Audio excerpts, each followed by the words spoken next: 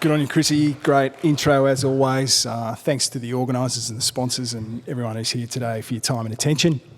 Medallion's quite a simple, somewhat unique opportunity in the pre-production gold space in WA. It's an opportunity to release a lot of value in the short term, and that's coupled with a broader strategic opportunity that we're really just beginning to understand the potential of. I'll take you through our plans to realise that value in the short term and then take advantage of that opportunity.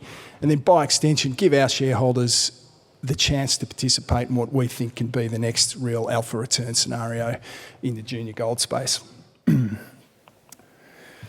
So here's the strategy, here's the metrics in a single slide. Management's identified an opportunity to bring the Ravensthorpe Gold Project mineral resources together with the established processing infrastructure at the former Forrestania nickel operation and thereby create a new gold and copper producer in WA in relatively short order.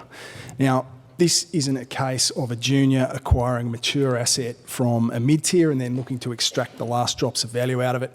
What we're doing here is creating an entirely new business by repurposing that infrastructure to treat our ore. The project's significantly advanced. We're on granted mining leases, clear from a heritage perspective. We've advanced the permitting status substantially, and of course we are levering off a lot of infrastructure. The capital's modest, the capital's efficient to get us to that 77,000 ounce per annum run rate. It generates a lot of value, superior risk-adjusted returns, rapid payback, and once you get that base case business model established, once you get that gold production capability up and running at Forrestania, it creates a potent platform for growth. There's a range of opportunities then that open up for us going forward. Touching on corporate, market cap circa $100 million. We've got cash of $7 million at the bank. We're trading at about $80 an ounce of gold in the ground. That's not including the copper or the silver, so it's just a little bit behind the peer group, depending on whose metrics you use to weigh these things up. The board, that'll be well known to people who know the sector, know the junior sector in WA. It's a small board, but that skill set is remarkably well suited for where our business finds itself at the moment. We'll augment the board, we'll augment the senior management as we progress towards a final investment decision towards the end of 2025. We've picked up some analyst coverage over the last 6 months, 4 brokers now covering the stock. Pleasingly, all of those target prices are some way north of where we're trading at the moment, so some encouragement. We've got some room to run. And then it's also worth noting how the register's evolved over the last 6 months. So we've got an institutional presence now that's significant, about 8% of the stock out. We've also got a corporate presence in Alkane, ASX listed gold producer who went substantial at the end of the last raising. We haven't had that institutional corporate presence previously. It's been a really strong endorsement and a strong message to send to the market. Clearly, those people who are experts in this part of the sector and know the sector well, they are endorsing the team, the strategy and the assets. Brief comment on the equity market that we find ourselves in, perhaps a different point of view to the previous presenter, but we are seeing sentiment return to our end of the sector for the first time in a long time. 2 years ago, our advisors were telling us, don't mention development, don't mention pre-production capital, but what we're seeing at the moment is a change in that particular sentiment. If you look at this select peer group, and by select I mean ASX listed principal asset being gold in WA at a pre-production stage, and none of these are new discoveries, these are mature assets. And the time frame's a little bit arbitrary as well, and it shows us in a good light. If you stretch that out a bit longer, we don't perform quite as well. But over that 12-month period, you can tell that if those peers and that group is on the cusp of production or it's made a commitment to head in that direction, the market's beginning to reward it. The market's rewarding proximity to cash flow, likelihood of cash flow, and I think that process is just getting underway. And notwithstanding, we've had a ripping run over the last 6 months. If you look at that market capitalisation relative to the peers, look at the resources that underpin it, the business model that underpins it, then the valuation still doesn't look onerous. And again, I think we've got some room to run here. So sulphide development strategy, this is the strategy shift that has been such a positive impact on the business. It's impacted our valuation and it's impacted our ability to access capital. And at its core, it's about reducing the capital and the time to get to first production. And we really do that through two principal mechanisms. The first is that we lever the infrastructure at Forrestania. Now, there's a sulphide flotation plant located there that is remarkably well suited to treating our ore at Ravensthorpe. It's on grid power, there is a tailings dam established there, it's permitted, it's got capacity and it can be expanded. There is remarkable support infrastructure, camp, airstrip, workshops, fuel farms, underground infrastructure that we can transplant down to Ravensthorpe. This is all a significant tailwind, significant assistance to help us get into production quickly at minimal cost. Now, the other lever that we pull is that we focus on the sulphide component of the resource at Ravensthorpe in isolation. This is the best understood, the highest value component of that mineral resource. And by going underground there, we reduce the disturbance footprint, we reduce the impact of the project and its environmental credentials improve. So we go from 250 hectares of native veg disturbance under a standalone scenario down to 60, and that impact is greatly reduced. We're not building open pits, we're not building large waste dumps, tailings dams, processing facilities, and what that's led to is a relatively streamlined pathway through the regulatory process. So we expect to be through that relatively quickly relative to what we may have been faced with under the standalone scenario. So again, compressing time, compressing capital to get to that first production. We released a scoping study in December of 2024. This slide focuses on the production, the physical elements of that study outcome. On the left-hand side, the proposed development or disturbance at the Ravensthorpe end, the underground mining, and then we trucked 170 kilometres over mostly sealed roads up to the Forrestania plant. Now, that ortho photo that you can see there on the right-hand side of the slide, that's the established infrastructure there at the moment, and the red annotations are the changes that we'd make to that infrastructure to let it treat the Ravensthorpe gold and copper ore. Production inventory, 2.7 million tonnes, 3.9 grams gold, 0.6 copper. Production rate, 500,000 tonnes per annum. That yields a mine life of 5.5 years.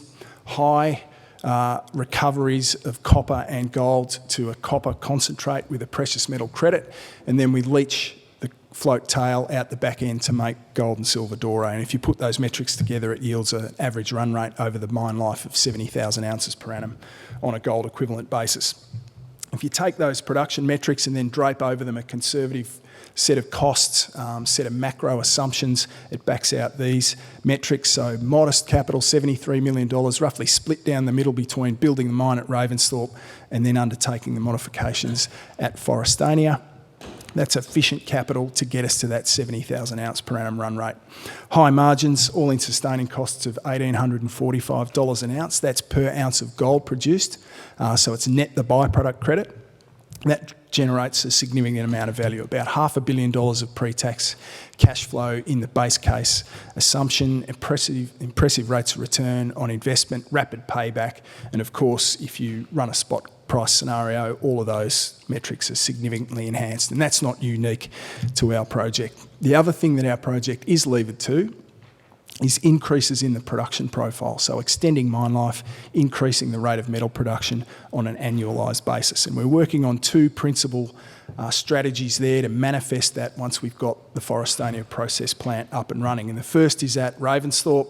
So the first initiative that we're pursuing here, this is the most advanced, the most tangible of the opportunities.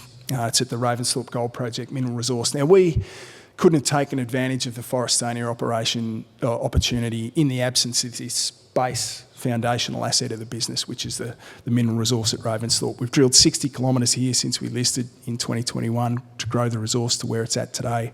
There's another 17 kilometres underway to improve our understanding, to improve that number in terms of its confidence and its size. This is a significant mineral system that we're just scratching the surface of. Average depth of drilling is 110 metres below surface. The mineral resources are estimated to 300 metres below surface. The deepest bedrock ore grade hit that we've got into the system is 415 metres below surface. Typically, Archean gold lodes in WA extend to depths that are significantly beyond that. We also, as Chrissy pointed out, released 2 drill holes today. They were at the Gem deposit, 80 metres down plunge from the limit of the existing mineral resource. Clearly, we're confident that with ongoing drilling, we can extend the mine life here by extensions to the known lodes. We've also had some success finding new lodes at depth here over recent weeks. Those visual results that you can see on the slide here, I point out they're visual, the assays are pending in the analysis of those assets, but they'll be with us in the next couple of weeks. On the left-hand side, that's a new lode at Gem in the footwall, 60 metres in, we haven't seen before. On the right-hand side, 80 metres into the footwall at Harbour View. So there's opportunities to find new productive lodes here at depth with ongoing drilling. And when you see semi-massive to massive sulphide mineralisation like that, typically, it's going to grade somewhere better than cut-off grade, we'd hope. And those results will be with us shortly. So that's the first initiative. The other one's at Forrestania itself. So we updated the transaction terms to the market on Monday with the IGO, and now as part of that transaction, we will acquire 100% legal and beneficial ownership of those assets, and we will grant back to IGO the lithium and the nickel rights. Now, as part of that, we'll acquire the FNO tenure. That's 900 square kilometres of tenements that straddle the Forrestania Greenstone Belt. Now, this is a historical, fertile gold field which has been locked in a nickel business for a generation. It threw up Bounty, which mined 1.3 million ounces at 5 grams. Bounty's not in the tenement package, but we've got the geology to the north and the south of it. This is one of those rare opportunities to acquire an underexplored greenstone belt in Western Australia as it relates to gold. Huge data set, 160 kilometres of tenements, 33 registered gold prospects, 3 historical gold resources, 50,000 drill holes, 9,000 of them have been assayed for gold, extensive geochemical, geophysical data sets.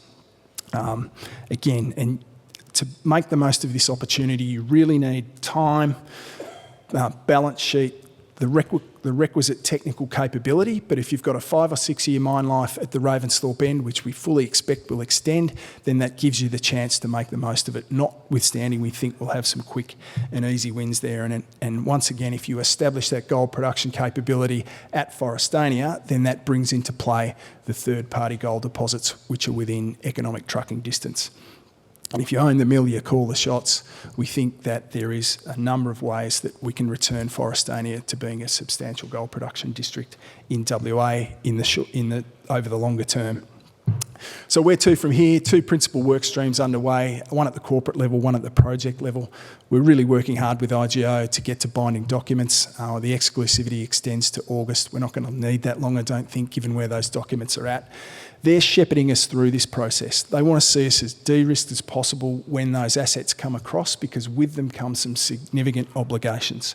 So it's all about CPs to transaction close, and I think they will include, but not necessarily be limited to, positive study outcome, permits in place, and then funding, finance arranged, not necessarily drawn, but available to be drawn when we come to close the transaction. And then those CPs or those de-risking events really align exactly with what the Medallion board needs to see to get to that final investment decision. So everything that we're doing at the project is heading in that direction as well. Studies, permitting to get to final investment decision. It's worth pointing out also that we've had a lot of interest in the copper concentrate. 14 different proposals recently, 7 of which had attaching funding proposals of up to $50 million. So we think if we can progress one of those indicative offers through to a credit-approved offer of finance, then that puts in place that foundational piece of capital around which we can build the mine and the processing plant. So to summarise and wrap this up, we think Medallion represents a compelling opportunity for investors who are looking for pre-production gold opportunities in Western Australia. This is a sector of the market that's attracting attention and attracting capital for the first time in a long time. The business is well run, it's attractively priced relative to its peers. We are crafting a clear and concise pathway to becoming a 70,000 ounce per annum producer in short order. We're absolutely laser focused on progressing through those de-risking milestones to get us to final investment decision, to get us into production. And we think as we make that progression, begin to de-risk the business, the company's value begins to reflect the underlying value of the projects and the growth opportunity beyond. So 2025, 2026, packed with positive news flow. Timing couldn't be better. Record $8 gold prices. M&A starting to heat up in the sector. If you haven't done so already, I'd encourage you to come and take a closer look at Medallion. Come and see us at the booth or contact us through the other channels. We're always happy to talk about what's going on at Ravensthorpe and Forrestania. Thanks, everyone. Thanks, Chrissy.